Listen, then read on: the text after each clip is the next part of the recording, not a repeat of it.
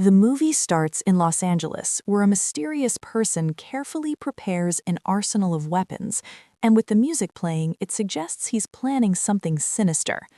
The scene then cuts to a nightclub where we meet the owner, Sully, yelling at a stripper for taking a break. You're watching Cine Digest, and this is Movie Recapped.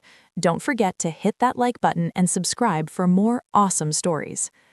After a while, he leaves the club and heads home, but suddenly a masked figure incapacitates him and kidnaps him.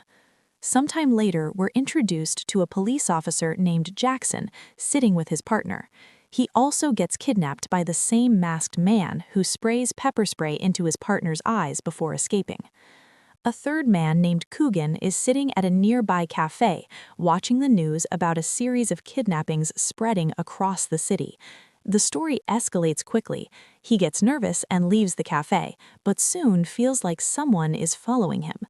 Coogan pulls out a knife to defend himself, but the stranger quickly disables him with an electric shock and drags him away. The next victim is a young man named Christian, seen leaving a bar late at night. Then we're introduced to Kelly Murphy, who is also kidnapped after the stranger paralyzes her with an electric shock. In the next scene, we see all the kidnapped victims together in one room. Honestly, the movie could have started right here, with them tied to pillars and bags over their heads. After a while, the masked man turns on the lights and starts removing the bags and tape from their mouths. One by one, we discover there are 9 captives in the room, not just the ones we've already seen. There are new victims like Leon, Eddie, a priest named Father Francis, and a Chinese woman named Chan who doesn't speak English, adding some nice variety. All the victims are confused about why they're there and start cursing at the masked man. But the kidnapper calmly tells them they were brought here for a specific reason, and it's up to them to figure it out.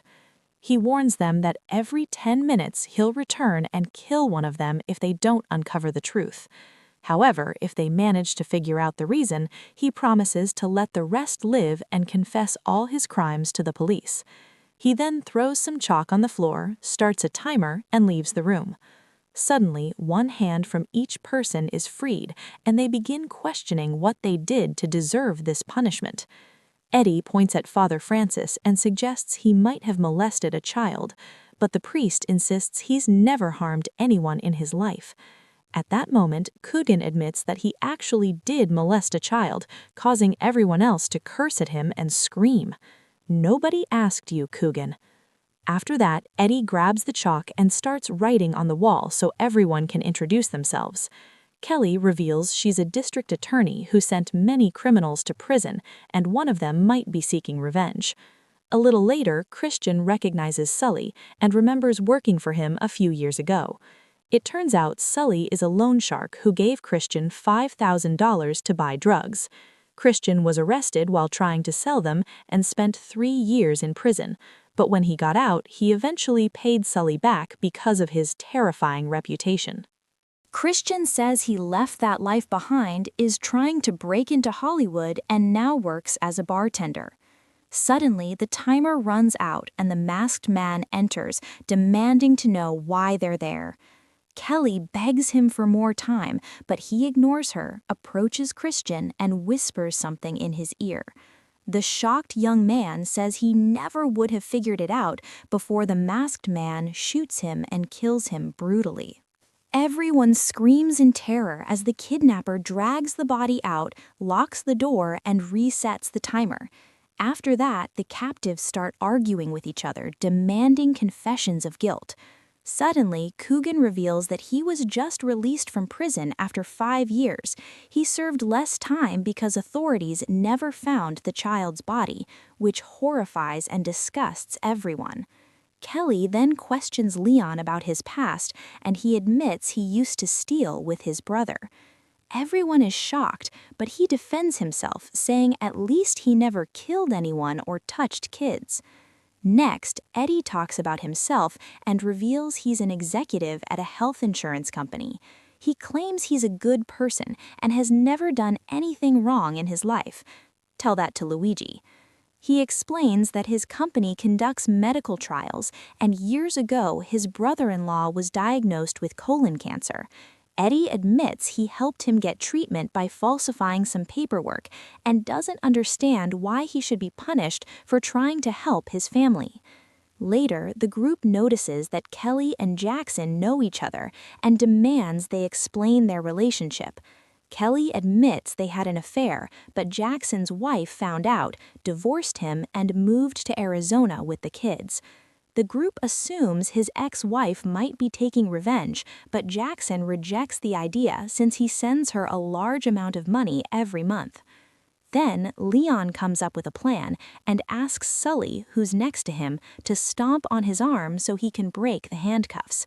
Sully, who enjoys hurting people, agrees immediately and starts kicking him. The plan works and Leon frees his hand, exciting everyone. Jackson suggests they hide behind the door and ambush the killer when he enters, but Leon refuses to help anyone, insults them, and walks off alone. He doesn't get far, though, because he runs into the killer, who's been watching everything through cameras. They get into a violent fight, and Leon manages to overpower him and take his gun. He holds him at gunpoint, but the killer calmly tells him he's been planning all of this for 2 years, and nothing can stop him. If that were true, the door should have been locked. It turns out Leon's gun is empty, and when he tries to run, the killer attacks him and severely injures him. Later, the others watch in horror as the killer drags the wounded Leon back and ties him up again. He once more demands to know why they're there, but nobody has an answer. As he approaches Coogan with the gun, Coogan asks him to move the others away so the blood won't splatter on them because he doesn't want them dying too soon. The killer whispers something to him, and Coogan agrees that it's actually a good reason, so why not shout it out loud? He tries to choke the masked man, but the killer easily overpowers him and stabs him in the heart. While dragging Coogan's body out, he warns Leon that he's next. After a while, the timer starts again, and the group's anxiety grows as they still don't understand anything. A glimmer of hope appears when Chan recognizes Kelly and starts speaking Mandarin. No one understands her, so she uses the chalk to draw something and says, "Bang, bang." The group is confused about how Chan can be so energetic at a time like this. At that moment, Kelly finally recognizes her and asks if her name is Nong Chan, and the woman confirms it. It turns out that years ago, Kelly prosecuted a liquor store robbery case owned by Chan. The elderly woman identified the criminal as a 20-year-old man named Wade Greeley, and Kelly sent him to prison. But they still can't connect everything since all they have is a robbery and a name. With 2 minutes left, Leon decides to confess and admits he lied when he said he never killed anyone. He reveals he killed his brother after a business betrayal and later sold all the weapons.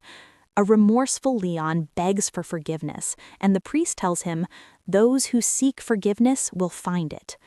As he bleeds out, Leon remembers the killer saying he'd been planning this for 2 years. That gives the group hope, and they try to remember what they were doing back then. Moments later, the door opens, and when the killer sees they still haven't found the answer, he kills Leon and drags him out. Amid the chaos, Father Francis suddenly says he knows why they're there, but he can't say it. He heard it during confession, and his relationship with God is more important than his life. Sully tries to persuade him, and Kelly threatens him with death, but he still refuses. Eddie suggests they continue without the priest and asks everyone to confess their darkest secrets. People begin confessing horrible things, but Father Francis explains they're going in the wrong direction. He gives them hints and reveals that Wade Greeley had nothing to do with the robbery.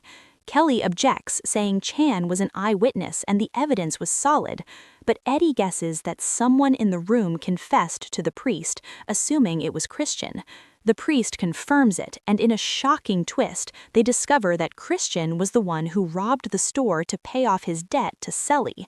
This drives Sully insane, as he feels it's unfair to die just because he loaned someone $5,000. When the 10 minutes are up, the killer enters, and Sully starts screaming that they're punishing him over something trivial. He dares the man to shoot him, but the killer ignores him and points the gun at Eddie. Before he can fire, Father Francis steps in front of Eddie and is shot instead. As he drags the priest's body away, Kelly tries to talk to him and calls him Wade. The man stops and says he's not Wade, then leaves the room. The timer starts again, and Jackson suggests the killer might be someone close to Wade, like his father. Kelly says no one attended Wade's trial and she doesn't remember anyone. But it turns out Wade went to prison 5 years ago, which confuses Jackson since the killer said he'd been planning this for only 2 years. At that moment, Sully remembers something. Christian mentioned getting out of prison with nothing. That makes him suspect Leon sold him the weapons, explaining why everyone else is there. But they still don't understand the connection to Coogan, Eddie, and Jackson. The timer runs out and the killer returns. When they fail to give a complete answer, he kills Sully. After he leaves, only Kelly, Jackson, and Eddie remain, completely terrified. Eddie recalls that Coogan, before dying, didn't want his blood to touch anyone. He assumes Coogan had AIDS and might have met Wade in prison and passed the disease to him. The others reject the idea, but Eddie explains that his company was testing drugs to extend the lives of AIDS patients around the time Wade got out. His job was to reject applicants with criminal records. Eddie admits he might have been the one who rejected Wade's application because of his criminal history.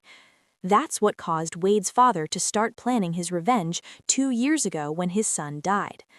A short time later, the killer enters and asks if they've figured out the truth. Eddie explains everything they've concluded, and the man removes his mask. He reveals that his son was brave, and every single person in that room could have prevented his death. He tells them to remember their actions and their consequences for the rest of their lives. Then he gives Kelly the key, unties them, and says the police are on the way. But once Kelly frees herself, she suddenly attacks him and takes his weapon. She says that if the truth comes out, her life will be ruined and she won't allow that. She shoots him, then kills Eddie and Jackson. But we discover the man is still alive because he was wearing a bulletproof vest. He tells her that everyone was watching and that her true nature will be exposed. She doesn't care and hits him in the head. In the final scene, Kelly walks out as the police arrive. She manages to escape them, but it's clear she won't escape the consequences because everything that happened was broadcast live. And that's the end of today's movie. Don't forget to like, share, and subscribe to Cine Digest for more amazing stories with Movie Recapped.